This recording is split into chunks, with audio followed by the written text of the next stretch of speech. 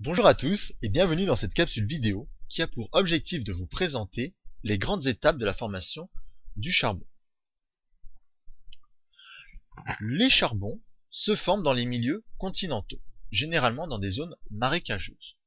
Il y a 300 millions d'années, ce qui correspond à l'époque du Carbonifère, se trouvaient dans ces zones marécageuses de grandes forêts luxuriantes.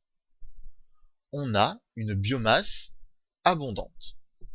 On parle également d'une forte productivité primaire. Comme tout être vivant, les végétaux vont finir par mourir. Les feuilles, les troncs d'arbres constituant ces végétaux vont tomber au fond du marécage. On a un dépôt de sédiments riches en matière organique.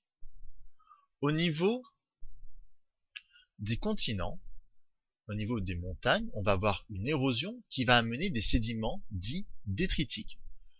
Ces sédiments détritiques correspondent tout simplement à des sables et des graviers. On a donc une couverture de sédiments détritiques qui se dépose par-dessus notre couche de sédiments riches en matière organique. Cette couverture de sédiments détritiques permet à notre matière organique d'échapper à l'action des décomposeurs. Dans ces conditions, notre couche riche en matière organique, par action des bactéries anaérobiques sur nos végétaux morts, va transformer cette matière organique en kérogène. L'érosion des continents se poursuivant, on a un apport continu de sédiments qui se déposent les uns par-dessus les autres, permettant à notre kérogène d'être enfoui. On va parler de subsidence. Cet enfouissement se fait de manière rapide. Lors de cet enfouissement, on a une augmentation de la profondeur.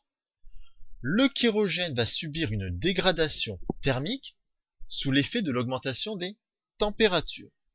Il va alors se transformer progressivement en combustible fossile, ici le charbon.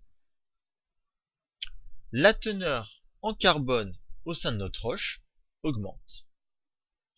Je vous remercie de votre attention concernant cette vidéo.